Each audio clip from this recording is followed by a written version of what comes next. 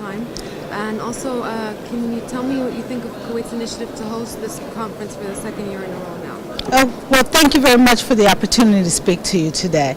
As the Executive Director of the World Food Program, we are completely dependent on voluntary contributions from around the world to support our activities.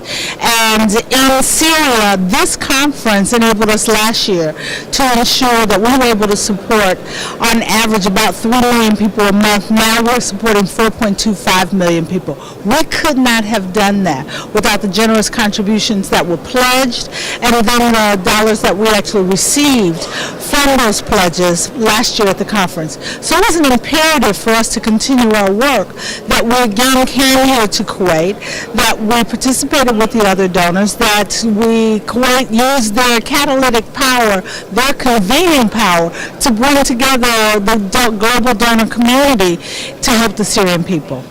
Now, you recently concluded a visit to Syria and some of the refugee camps.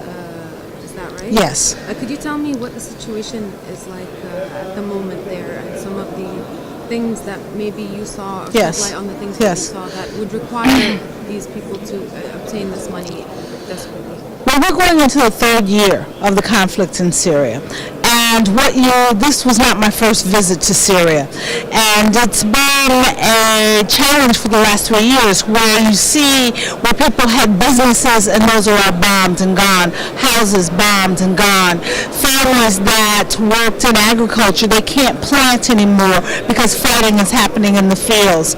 I met with one woman who told me that she was living in a flat with 32 family members, including children. I met with another family who was living in a warehouse. So this was, before the fighting began, they owned a business. And now they're living in a warehouse with 60 other families.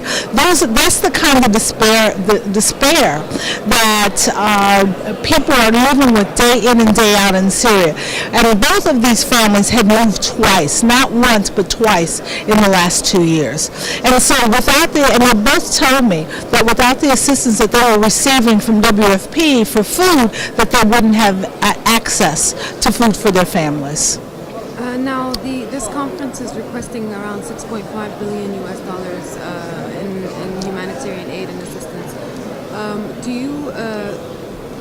How do you think this money will be allocated or distributed according to the refugees outside and the displaced inside?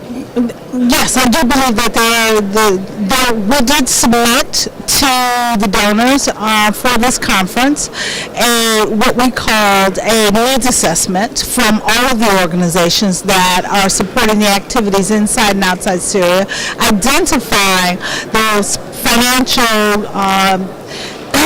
the financial requirements necessary to meet the needs of those who have been impacted, for both inside Syria and outside Syria. So, for example, we are supporting 4.25 million internally displaced people inside Syria for WFP and another 1.8 million people outside Syria. And our program next year will cost about $2.2 billion in order for us to provide the food assistance that's necessary to that population.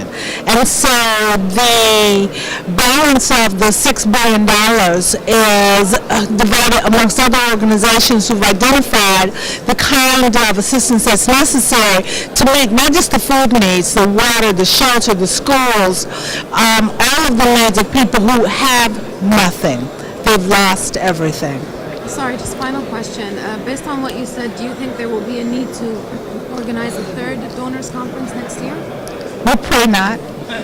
But the reality is, we, as humanitarians, we meet the needs of those who are victims of a lack of a political solution. And so what people really need is peace. But until that time, what we must do is ensure that they don't go hungry, that they don't go without food and water and shelter. Well, thank you so much for your time. It Do you have any final words you would like to say before we end? I want to say thank you to the people of Kuwait for the generosity that resulted in WFP receiving a significant amount of support from the Kuwaiti government and the people of Kuwait last year. And we're hopeful that the generosity of the people of Kuwait will continue to allow WFP to perform the work that is necessary for so many Syrians at this time of their need.